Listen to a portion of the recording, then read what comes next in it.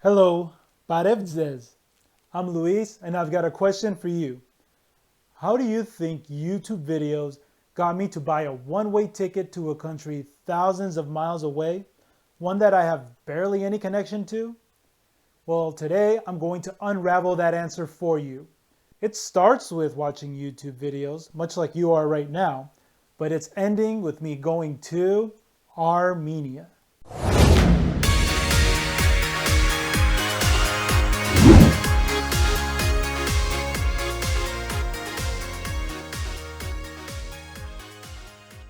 This all started by watching videos of foreign business people talking about Armenia. And I can trace back my first influence to Andrew Henderson from the Nomad Capitalist YouTube channel. Here are a few clips from his first time reporting from the country. I'm Andrew Henderson here in Yerevan, Armenia, a place that I've been silently spending time studying and observing over the past year and a half. And I found some very interesting things which trigger and check a lot of the boxes that I often look at when I'm trying to figure out what's a good place to go. Where are the opportunities going to be? The Armenians actually have, in my experience that I've learned over the past couple of years, one of the world's best cultures. I've talked since the beginning of Nomad Capitalist about how culture is extremely important in finding a country. What I found here in Armenia is one of the strongest work ethics, people who go above and beyond. He mentions that Armenians have great culture, and I know he's telling the truth thanks to past dating experience. So that caught my attention, but it was the next gentleman who really catalyzed my desire to learn more about the actual country of Armenia. Meet Hiroki Tachiri, a 37-year-old Japanese man from Tokyo who has been living in Armenia for 3 years. He has been working with a number of Armenian startups to help make their ideas a reality. Whilst maintaining contacts with friends and specialists back in Japan, he has been transferring their knowledge to Armenian entrepreneurs as well as encouraging them to invest and come see Armenia for themselves. I've had an affinity for Japanese culture since I was a child. So to discover Hiroki Tachiri's story and to see that other Japanese were living in Armenia and inviting outsiders to come, well, it felt like an oddly specific message that I was supposed to be getting.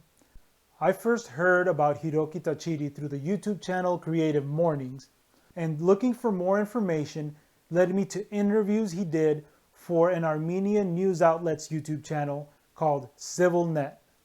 From that point onward, CivilNet would become my primary source of information and inspiration coming from Armenia. And I discovered it at a crucial time when the region was engulfed in war and practically none of the Western media were covering what was going on the ground.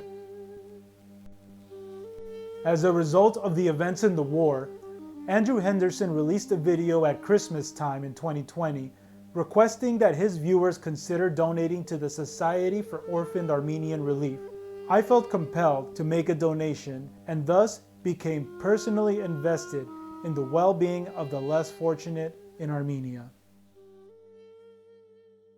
The entire nation was in a somber state entering 2021 as a result of losing the conflict. But as the weeks and months passed, I began to notice a sense of self-reflection that evolved into full-on resilience emanating from various people I saw being interviewed on CivilNet. And I also became acutely aware of the recurring invitation to come. You feel compelled to do something about it as well. You know, when people tell me, how do I help? I go, just, where do I send money? I said, don't send money, just send yourself first. Because if you don't have a sense of realness, connection, wherever you are, by the way, it's like whether you're Armenian or non-Armenian, it doesn't matter. It's like, because I always value people who immigrate from different countries and bring skills, know-how, working style, working culture to Armenia. Anyone who wants to be helpful is more than welcome. The small change that we can introduce by coming here is in terms of processes or best practices or international practices. But the willingness and the vigor, I can see a lot. I also started to notice that many were pointing out the disproportionate impact that those of us from developed countries can have on the betterment of people's lives and the development of the country by bringing our talent, experience, and willingness to help. But Armenia didn't just stop growing then. It pushed forward. It continued to progress, and today it's a wonderful place. For me, this place is a blank canvas that needs people like you that think differently. The one thing that I think you notice by living here is how much impact you can have compared to other places. It's immense because of the scale of the place.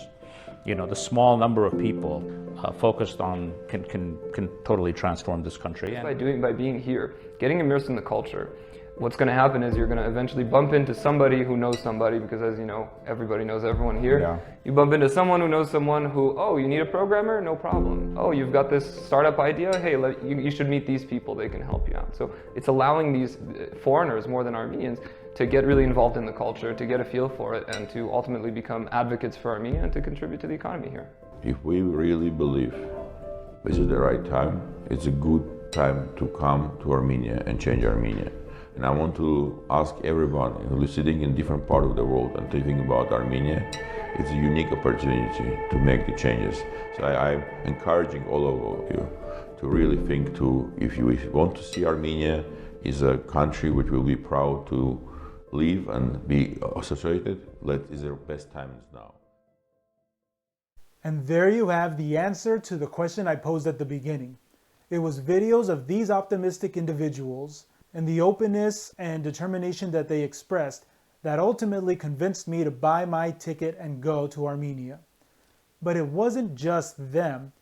This was really the result of an entire mental journey mirrored outwardly by the YouTube videos I showed and many more. A journey that took Armenia from the back to the forefront of my mind, then through discovering CivilNet, got me up to speed and thinking about the current events in the country, and ultimately left me feeling so invested in the country that I felt compelled to buy my ticket to go. So thank you for listening to my journey, from watching YouTube videos to going to Armenia. And I look forward to saying hi from Yerevan soon. Շնորհակալություն եւ ցտեսություն.